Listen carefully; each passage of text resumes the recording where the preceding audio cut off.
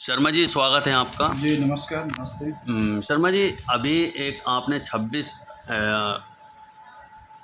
तारीख को एक धरना 26 प्रदर्शन, सितंबर को 26 सितंबर को आपने एक धरना प्रदर्शन किया, जिस पे जो है शाहदरा जोन पर और काफ़ी तादाद में भीड़ इकट्ठी थी। आपने डीसी साहब को घेराव भी किया। तो क्या डीसी साहब से क्या आश्वासन मिला? जो चरमराती सफाई व्यवस्था या जो डेंगू इस वक्त बहुत ज़्यादा चरम सीमाओं पर है दिल्ली के अंदर। देखिए वहाँ पर ये बात हुआ और जो उनके अधिकारी थे डीसी साहब के सामने भी ये नोट किया गया कि खास करके अभी जो फ़िलहाल जहाँ पर डेंगू के मरीज़ लोग हैं वहाँ प्रायोरिटी दिया जाए। तो जो साथ में कुछ लोग गए थे उन्होंने अपना नाम, एड्रेस वगैरह सब लिखवाए, लेकिन जो कुछ एक पर्टिकुलर लोगों का निदान करने से समस्या का समाधान नहीं। ये है कि आजकल मौसम डेंगू, मलेरिया का, चिकनगुनिया का समय है। अगर ये ढंग से सफाई व्यवस्था, हर साल बरसात के बाद में ये बीमारी पनपती है, तो अगर शहर सही ढंग से साफ सुथरा रहे तो बीमारी होने का कोई मतलब नहीं है। और यही चिकनगुनिया वगैरह तो नई दिल्ली के इलाके में क्यों नहीं होते हैं? जो वीआईपी का एरिया है वहाँ क्यों नहीं होता है? क्योंकि वहाँ पर तो एक अलग एक बजट होता है वीआईपी एरिया के लिए। नई दिल्ली में कुछ इलाके ऐसे वहाँ भी वही होता है। और बल्कि इस सामान्य कॉलोनियों में भी जहाँ पर पार्षद रहते हैं, विधायक रहते हैं, सांसद तो चलिए उनकी कोठी मिली हुई है, जैसे मनोज तिवारी है, पता नहीं जमुना विहार में उनका भी कोठी है कि नहीं है, लेकिन रहते हैं इधर, जो सांसद फ्लैट है वहाँ पर उनका इलाके, वहाँ रहते हैं। लेकिन जो दिल्ली के विधायक हैं, दिल्ली के जो पार्षद हैं, उनके घर में कोई बच्चा, कोई परिवार तो मलेरिया किसी से पीड़ित नहीं होता, क्योंकि उनके घर की बढ़िया सफाई हो जाती है। वो वही कर्मचारी आके कर जाते हैं और आम जनता को भाई ऊपर यह है कि धरना प्रदर्शन करना पड़ता है। तो अगर ये लोग ढंग से 15-20 दिन का समय मांगे हैं कि हम लोग कार्रवाई इस पर करेंगे, जो भी है व्यवस्था उसको करेंगे। अगर नहीं करते हैं तो डीसी का आपकी बात पुतलाधान किया जाएगा उन्हीं के दफ्तर के सामने। भाई लोकतंत्र में हम तो हथियार चला नहीं सकते हैं, लेकिन जो शांतिपूर्वक जो अधिकार है उसको हम लोग तो करेंगे जनता के हित के लिए।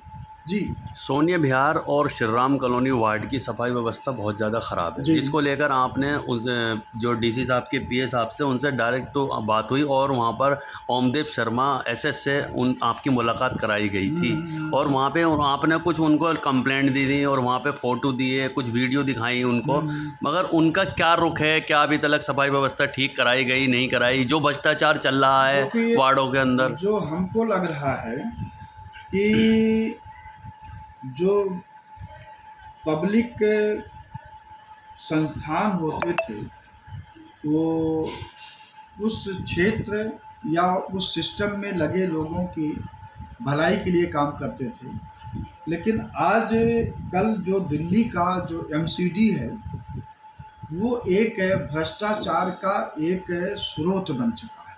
भ्रष्टाचार वहीं से पनपता है। तो अब आप देखें कि आज इसी दिल्ली में करीब 25 साल पहले, 30 साल के आसपास से हम सोनिया विहार में जब आए 92 में रहना चालू किए, तो उसके कई साल तक लगातार हमारे उसमें मकान में आकर के 2 बार अपना ड्यूटी का छिड़काव करते थे। लेकिन अब इधर बंद कर दिया गया। क्यों भाई? अब तो जनसंख्या बढ़ गई, अब तो और होना चाहिए। लेकिन वो लोग अब अधिकारी, भाई मेन है जब उस सिस्टम का होता है कमिश्नर, उसी के पैरेलल होता है मेयर। अगर ये लोग ईमानदार हो जाए तो बाकी लोग तो काम करेंगे।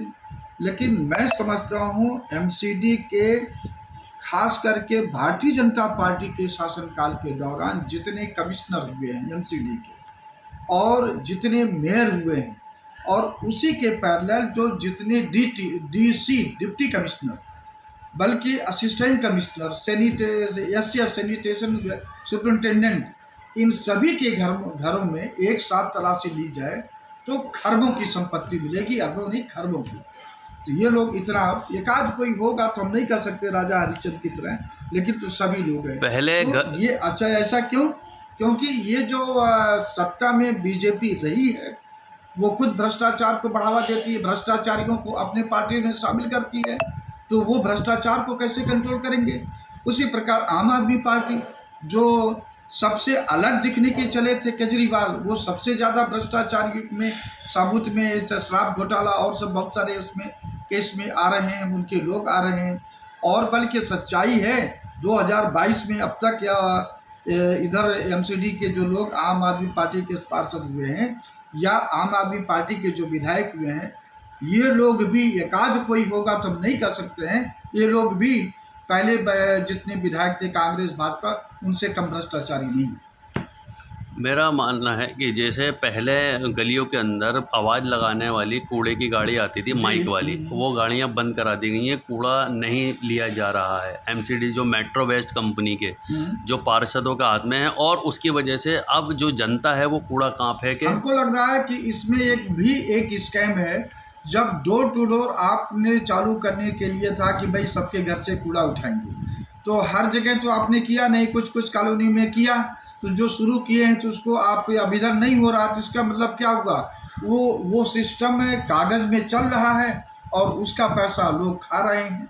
लोग अपना उसमें जो एम्प्लॉय लगे हैं उनको मान लीजिए, पहले मान लीजिए 15,000 मिलता था तो उनको 2-3 हज़ार बिना काम किए या 5-6 हज़ार बिना काम के मिल जा रहा था, तो और अच्छी बात है। उनको क्या है? क्या लोक समाज पार्टी का अगला कदम क्या होगा? कि जैसे हाई कोर्ट में रिट डालने का जैसे एक मामला आ रहा है, कि सोच में विचार चल रहा है कि अगर आप कैसे मामला नहीं बनता है या डीसी साहब हमारी नहीं सुनते हैं तो हम दिल्ली हाई कोर्ट में रिट भी डाल देंगे। देखिए, चूँकि हम एक राजनीतिक पार्टी से हैं और राजनीतिक पार्टी का उद्देश्य सत्ता के खिलाफ अगर गलत है तो संघर्ष करना सड़क से संसद तक, और चूँकि मैं पेशे से वकील हूँ तो फिर लीगल राइट भी खुला है, हम उसका हाई कोर्ट जो भी होगा उस पर हम कार्रवाई करवाएंगे, रिट याचिका डालेंगे। जी, बहुत बहुत शुक्रिया। तो ये थे हमारे साथ लोक समाज पार्टी के राष्ट्रीय अध्यक्ष श्री गौरीशंकर शर्मा जी। और